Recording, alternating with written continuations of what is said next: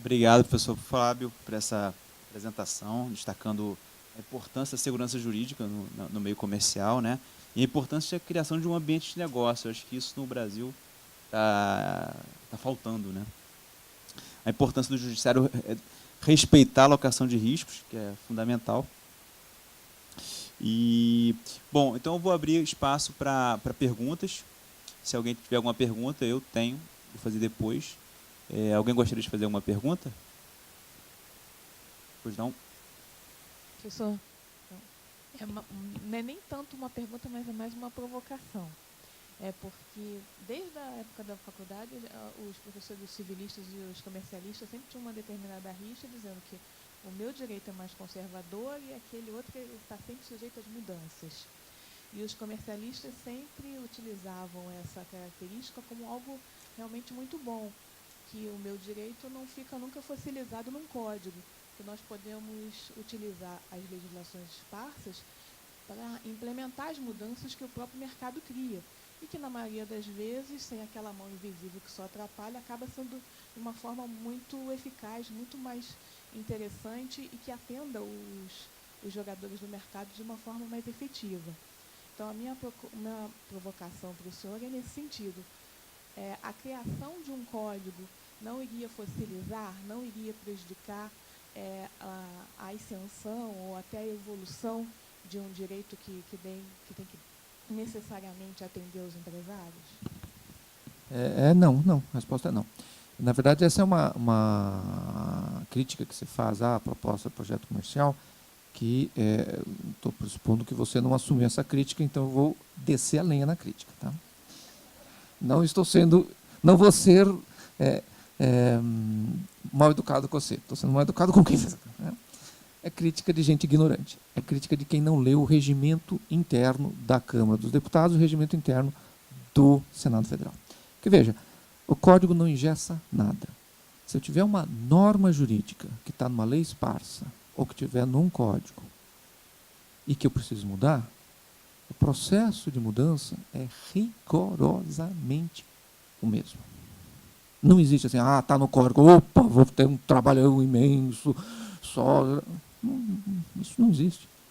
O código é uma lei ordinária como outro qualquer. Então, se está uma lei vigente, falando, olha, está na hora de mudar porque ficou incompatível com o mercado, o fato dessa norma estar no código, está numa lei esparsa, não muda nada. Absolutamente nada.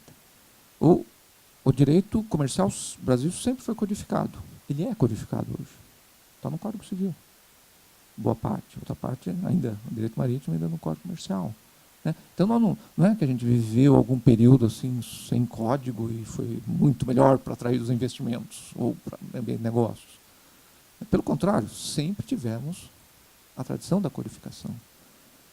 E digo mais, o código tem uma utilidade, tem uma serventia que lei esparsa nenhuma teria, que é exatamente mostrar que quando o juiz tem que decidir uma questão de direito comercial, ele precisa pensar de acordo com princípios diferentes daqueles do direito do consumidor, do trabalho, etc.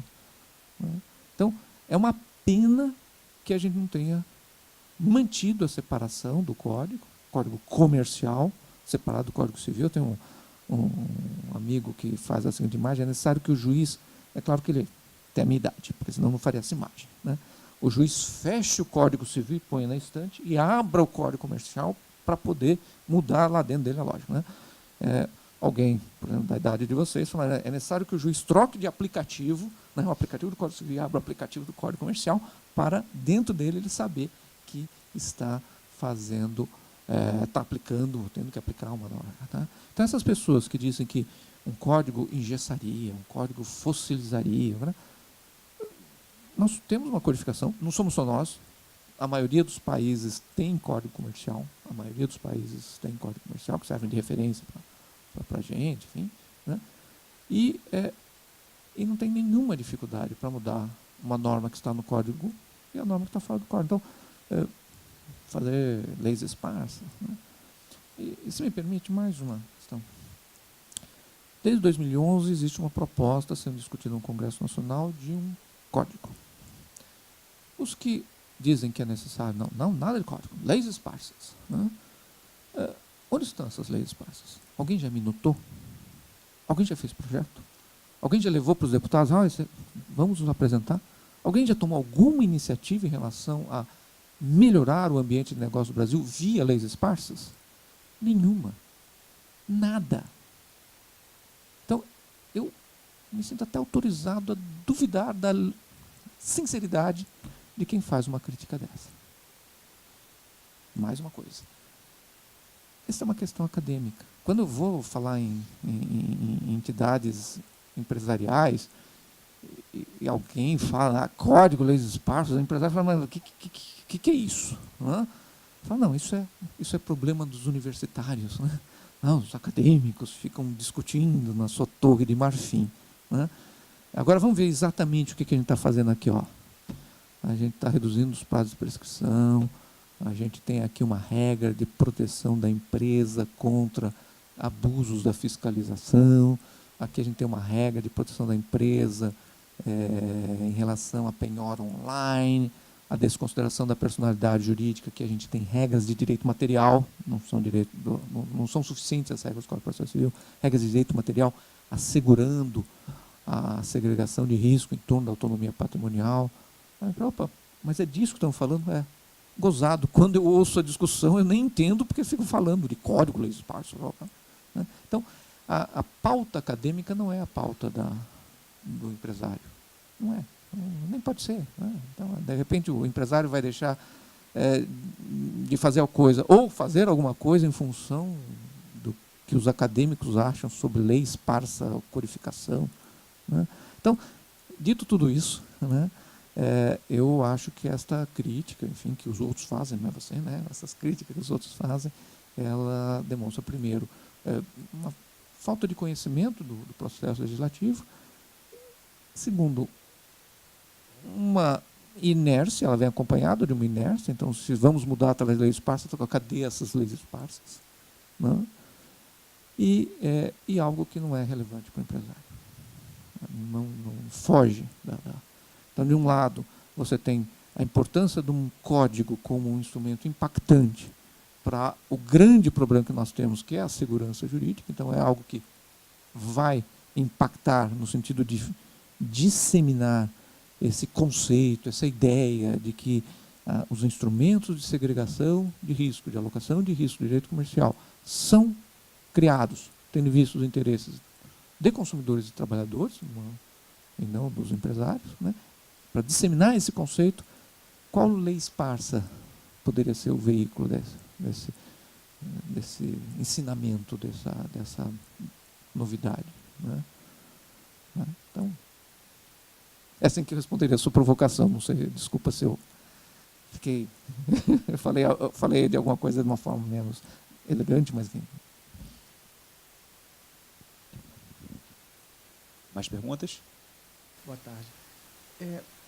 Eu não sei se isso existe no código, esse viés, me perdoa a ignorância em relação a isso, mas, por exemplo, quando eu vejo um juiz decidindo um contrato empresarial com normas muito afetas ao direito civil, usando o desequilíbrio contratual, onerosidade excessiva e tal, eu ainda vejo que há espaço para você recorrer, para você buscar jurisprudência divergente, chegar até o STJ e conseguir vencer. Mas, por exemplo, as normas de direito comercial, quando você entra na seara trabalhista, aí você está num ramo totalmente engessado, que você recorre da vara do trabalho para o TRT e dali para o TST, e você não consegue sair dali, e eles desconsideram a personalidade jurídica, desconsideram todas as normas de direito comercial, eles têm um entendimento próprio em relação à matéria. E eles não querem saber do resto. Né? Praticamente 90%, sei lá, 95% do judiciário trabalhista é protetivo mesmo, é assumidamente protetivo. Há como tirar isso, porque chegar ao STF é muito difícil. Né? Uhum. Então, concordo integralmente. Tá? Agora, que estratégia que a gente tem adotado em relação a isso? Nós, enfim, advogados de empresa, né? Os advogados que atuam na Justiça do Trabalho pelo reclamado. Gastar o latim, já não... Quando houve uma lei, um projeto de lei, ainda no governo Lula, sobre desconsideração da personalidade jurídica.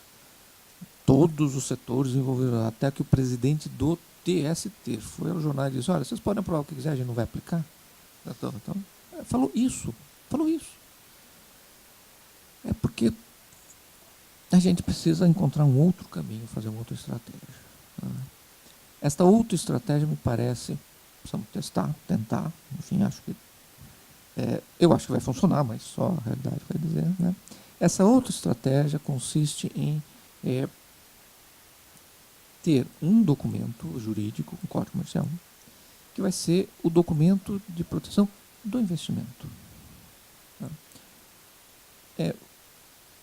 Esse é um código principiológico, e logo nos primeiros dispositivos lá, ele estabelece quais são os princípios e detalha esses princípios. Por exemplo, ao detalhar o princípio da liberdade de iniciativa, o código diz o lucro é a motivação principal do empresário. Quando a lei diz isso passa a ser um conceito que é incorporado aos programas das faculdades, conceito que é incorporado aos livros, um conceito que é incorporado aos programas de juízes, né? Então, é muito parecido, aliás, é a mesma tática, a mesma estratégia usada pelo Código do Consumidor. O Código do Consumidor, ele traz lá, este código reconhece a vulnerabilidade do consumidor. Né? Em princípio, tem algumas pessoas que dizem, isso é um conceito doutrinário. Né? Não, mas quando está na lei, ele é mais forte. Né? E hoje em dia, enfim, em pouco tempo, este conceito que foi incorporado pela lei foi disseminado no meio jurídico. A ideia é a mesma. Vamos ter uma lei que traz conceitos que mostram o quanto é importante proteger o investimento privado, importante para toda a sociedade. Né? Isso a lei vai reconhecer e espera-se que produza também o mesmo resultado em termos de disseminar esse conceito. Disseminar esse conceito entre pessoas que serão juízes do trabalho. Né? Então, porque hoje, veja, autonomia patrimonial. Né? Na sala de aula, aquela coisa esquisita de direito comercial que poucas pessoas vão, não entendem, etc. Né? Não sou eu que digo isso. Quando a gente pega a OAB, passou a fazer, desde o 10º concurso, as notas por disciplina. Em todas as regiões do país, em todas as faculdades, públicas, privadas, tradicionais, novas, mercantilistas, todas. Direito comercial é a matéria de menor rendimento dos advogados. É onde eles vão pior. Só tem uma exceção, que é a Fundação Getúlio Vargas de São Paulo, em que ela é a segunda pior. Né? Então, isso aí está no site, bota lá, aí tem por faculdade, então os diversos. Né? Então, direito comercial é aquela matéria que as pessoas não vão, é complicado, esquisito. Então, lá em alguma dessas aulas que os alunos não foram, o professor falou, autonomia patrimonial aqui e tal, e logo em seguida já entrou em desconsideração da personalidade jurídica. Né? Gastou 1 segundo, né, em 3 aulas de desconsideração. Esse fulano, alguns deles, vão virar juízes, né? Faz lá um concurso em que direito comercial é a 5ª disciplina, a 6ª disciplina, ele vai estudar constitucional, processo civil, penal, processo penal, né, para ser juiz, é isso. Né? Comercial fica ali, junto com o tributário, previdenciário. Né? De forma que a primeira vez que ele vai ouvir falar sobre autonomia patrimonial, a sociedade, né, vai ser nos embargos de devedor, quando ele já mandou pegar. Ele vai olhar aquilo e falar, pô, mas que desculpa de mal pagador. Né? Porque ninguém em nenhum momento mostrou para ser juiz, né? Nem na faculdade, nem no concurso, nem quando ele se preparou para o concurso, nem foi perguntado no concurso, né? O que isso tem a ver com a liberdade de iniciativa, o quanto é importante como instrumento de alocação de riscos para que o regime capitalista funcione, para que, enfim, a economia funcione. E o juiz, ele dá a experiência de vida dele, enfim, a experiência que ele tem na economia é de consumidor, ele não foi empresário, ele não foi advogado de empresário, ele não... Né, se a gente tivesse pelo menos aí, sei lá, A pessoa só pode entrar na magistratura depois de 7 anos como advogado, de verdade, como em alguns países né? Aí ele entraria mais amadurecido, ele teria tido outras experiências. Né? Claro que depois de 7 anos como advogado, o que o juiz paga, a magistratura paga, não poderá não parecer interessante para a maioria dos advogados que já estão, né? Já vão se estar se posicionando bem no mercado. Né? É difícil de achar um jeito. Né? Por outro lado, com 7 anos de advocacia, talvez só tivesse juízes vocacionados, que é uma coisa importante também, né? Ser juiz ter vocação. Né?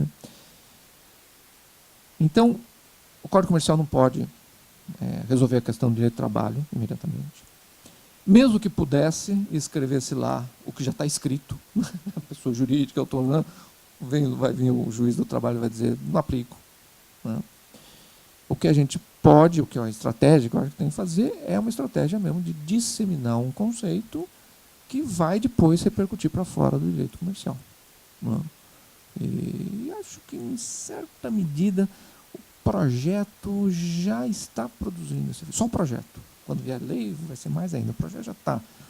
A gente vê no STJ, no STF, enfim, já está repercutindo a ideia de que, enfim, eles são agentes importantes da construção do ambiente de negócio para ele. Não é assim, isso não é comigo.